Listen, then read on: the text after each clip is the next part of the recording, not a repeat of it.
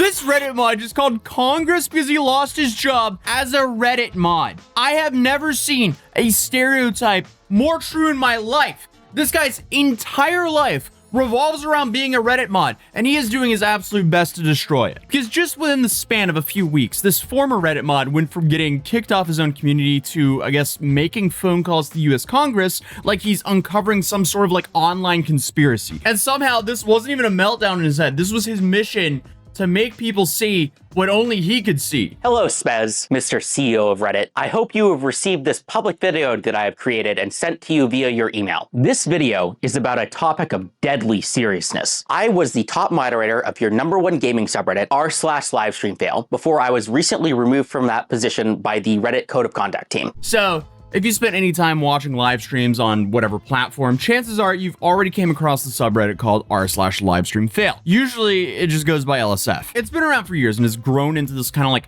main hub on Reddit for everything related to streaming. For example, when something goes down on a stream, like a ban, a fight, a meltdown, LSF is usually where it surfaces first and where it gets amplified and then, you know, spread on Twitter and then YouTube videos and so on and so on. So naturally, the people overseeing this, and especially the head moderator, ends up with a decent amount of influence, you know, since they're not just removing spam or enforcing the basic rules, but they're also in a position to somehow kind of like shape what people end up seeing, what gains traction, and what quietly disappears before most people even noticed it was posted. And that person, since late 2024, was a guy who goes by Stale2000, whose real name is Brian, but I guess he also has a secondary account called Tarot Card, which, you know, we haven't covered anything here recently that ended badly that was in relation to tarot cards. Absolutely not. But it's safe to say this guy's run as a mod here has been quite controversial way before any of this happened. Because right when he got his position as head moderator back in September 2024, several other mods went public almost immediately, and they asked the community to move to a backup subreddit and accused Stale of refusing to step down after the whole team voted to remove him, essentially citing what they described as a pattern of power abuse. So when you're accused of power abuse, what do? Well, apparently his response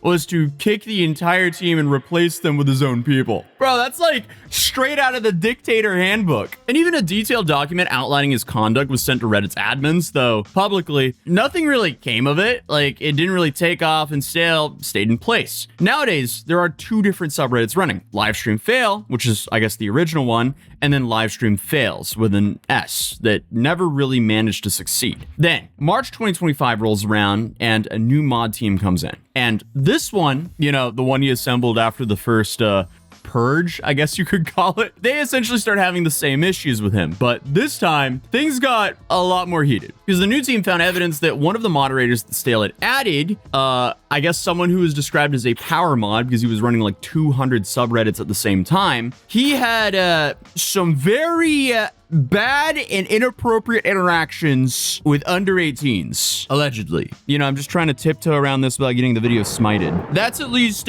my understanding of what happened. But when they brought it to Stale, according to their account, he sat on it and did nothing. And I guess when they pressed him on why, he admitted that at least part of the reason was he was worried that if he removed this guy, it might put his own standing at risk. Apparently, this guy's priorities are completely mixed up. But the moderators eventually approached the power mod directly and got him to step down voluntarily. Stale, however, responded by thanking him on the way out and then firing the mod team for making a fuss about the whole thing. Excuse me, what? Yeah, that's just not someone you want on your moderating team. What do you mean, make it a fuss about it? So essentially, you have two complete separate groups of moderators who rallied against Stale, who now had the same fate. They just got deleted from the server because they had problems with them. So now we fast forward until early January 2026, and a new project starts, I guess, making noise online. And this is called $1 Million Fan. The idea is pretty simple. A bunch of content creators and their fans would compete head to head in a luxury mansion in Canada with an absolute enormous prize pool of $20 million. It was supposed to be developed for Prime Video with, you know, filming planned for November of 2026. And for scale, I mean, Mr. Beast's game show, which is also also been produced and distributed by Prime, had a smaller prize. So right away, the numbers alone are massive. And a handful of streamers got behind it publicly. And on the top of r/livestreamfail, a pin post appeared promoting it. And this was put there by Stale himself. And he said later that he'd reached out to the show's organizers on his own because he personally thought the project was interesting and wanted LSF to be a part of it, but still assured he wasn't paid to promote it. However, given the scale of the project, it was never going to stay contained to LSF. So once the pin post went up, $1 Million fans started drawing attention outside of the subreddit. And when the broader internet caught wind of it, they began digging. And what they found was definitely not reassuring, to put it lightly, because the front page of their website contained a mansion photo that was an AI-generated stock image. The company behind the show had been incorporated through one of the cheapest registration services in British Columbia, and the listed address was right beside a falafel shop. So it just didn't make sense. Then on top of that, the domain itself was registered in Iceland. And then suddenly, other things started to change. The price amount had apparently shifted at some point. The main website said $20 million, but now suddenly it was $10 million. There was just a lot of things that didn't line up here. But an interesting find here was the fine print, because a section of the official rules appeared to have just been copy pasted from Omaze, which used to be like this celebrity sweepstakes company that did like a whole bunch of like Lambo giveaways, and they just gave away everything. So it's like, why is this copy pasted from Omaze? And that company was shut down, by the way, for a whole bunch of lawsuits. But the Culver City PO box used for copyright claims was the same one Omaze had listed, and the company's name in the document was written as $1 Million Fan Reality Show Incorporate. Actually, there was two incorporates.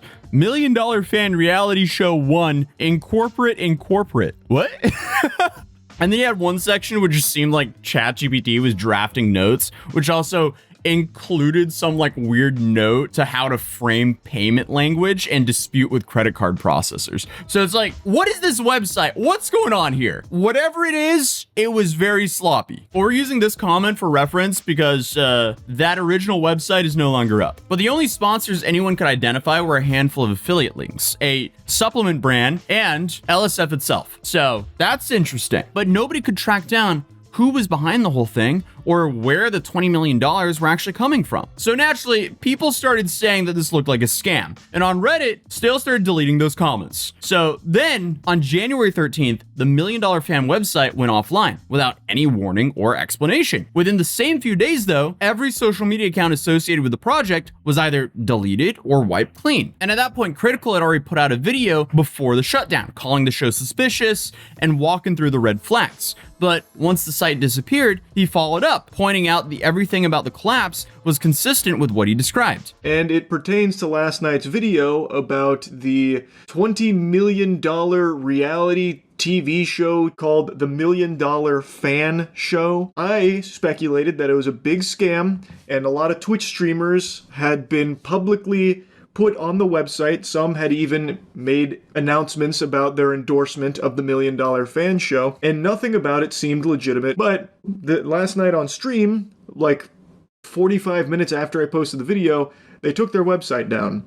Then I was checking their other ancillary and all of that is removed. Then back on Reddit, the conversation had shifted almost entirely from the show to the mod who pinned it. So people were formally reporting Stale to Reddit's admin team, asking whether he had been compensated and arguing that using a moderator position to promote an outside project was a direct violation of Reddit's rules. So 2 days later, Reddit's code of conduct team concluded the investigation and removed Stale from the LSF mod team. And this wasn't only his main account, this was also his secondary account, which was Tarot Card, and apparently had a third account called the Positivity Patrol as well. All of them were removed. So I guess just after a year, his run on Livestream Fail was completely done. Now, this is where things start going downhill, because on the same day he was removed, he uploaded a video to YouTube addressing Reddit's CEO, Steve Huffman, also known as Spez.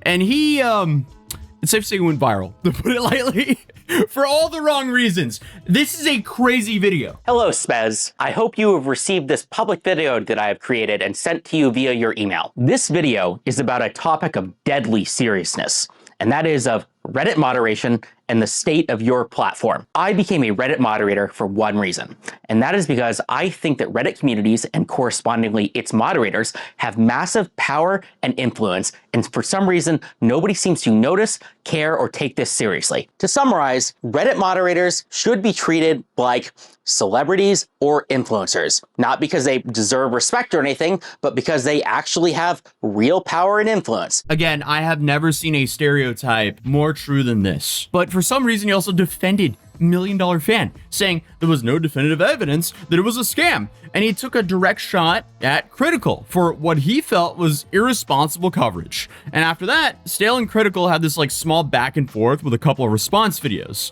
And it was one of those follow-ups that Stale actually made an argument that was slightly more interesting than his original one. Because here he pointed out that he'd been able to run Livestream Fail for over a year with what he described as near dictatorial control. And for the most part, nobody above him stepped in. And that's not a small admission because, you know, what he essentially was arguing was, if I had all of this unchecked power, imagine who else does. If we're worried about bias, I can promise you that there are way bigger fish to fry that I'm not sure that brand deals for community events is really the biggest danger out there. There are no qualifications to be a Reddit mod. You're right. Maybe because there are no such qualifications, this is why we're seeing all the problems that we see. Reddit is a $50 billion company that moderators have power over. Maybe not as much power as an overly invested, egotistical power mod as myself might like to believe, but power nonetheless. And most Reddit moderators are completely unqualified, biased, power hungry, and are doing a bad job. And Reddit isn't doing anything to fix it. Maybe it should. But I guess what he didn't understand was that's what all of the mods previously were accusing him of doing. So it's kind of like, okay, you just proved their point, dude. And to be fair, I mean, Reddit has had recurring issues with moderator overreach for years now. For example, just a couple of months before this whole situation, a single mod on the r/art subreddit locked the entire community after an artist posted about selling their own prints. And apparently they only reopened the subreddit after Reddit staff stepped in. So even though some of the points Dale was making could be true, I'm not sure he's the right messenger. And that's when he made things even worse because he decided to call Congress. Like, literally. Dude, what are they gonna do? What? I guess the second he realized there was some sort of backlash and the videos maybe weren't landing the way he probably expected, he uploaded a video talking about the 4 levels of irony, which sounds a little bit like a pivot to me, but, you know, then a month later, he starts calling Congress. Again, what are they going to do? You are a Reddit mod. I mean, ex-Reddit mod. What does Congress have anything to do with a Reddit mod? Like, if you want to be a Reddit mod so bad, just make your own subreddit. But in February, almost a whole month after this video, Stale started posting a series of videos making phone calls to government officials. Now, to understand why that even happened, back in November, executives from Reddit, Twitch, Discord, and Steam had been called on the front of the House Oversight Committee for a closed-door session about extremist content on their platforms. Those sessions were transcribed, and the transcripts are supposed to be released to the public at some point. So Stale had decided to try to make that happen by himself. Let's make the call. The House Committee on Oversight and Government. Hi, I'm calling back about getting some transcripts for an unreleased kind of event that happened. There was meetings with companies like Twitch and Discord, and were these ever released? This is about a couple months ago. Somebody told me to call back today. So apparently, after being removed from the subreddit, he convinced himself that the closed-door meeting transcripts might contain something significant, possibly discussions about the platform moderation that hadn't been made public yet. So he started treating them less like common government records and more like hidden evidence to help him make a case for himself somehow. Like, it just doesn't make sense. I don't understand his mission. But he called for 3 consecutive days, working his way through different staffers and officials each time, asking them to release what he was calling the Twitch and Reddit files. And at least by the 3rd day, someone told him the committee was aware of his request and we're looking into it. Hi, I'm calling back to see about an update of something that I called about previously. Some meetings with internet companies like Twitch and Reddit, and I think people forgot to release the transcripts. I believe you talked about the staffer Peter. Yep. I believe, and we got back with the team, and they're currently they are aware of that. So that's the update I have for you now, but they are aware. Okay. Okay, so they are aware. Were they, just to ask, did they forget before, or like was it just like in the works, or is they just working on it? It's just in there. I don't have an answer for but they are aware. Awesome. So apparently contacting the government is pretty common, but in this context, it just made it kind of funny. So in the end, Stale's situation turned out to be multiple stories, which kind of overlap that I wanted to cover. You obviously have the $1 million fan side, which doesn't make sense whatsoever. You have the moderation history, and then finally you have all of his hypocrisy. But either way, the dude, I guess, just destroyed his dream life of being a Reddit mod because he was a little bit too power hungry.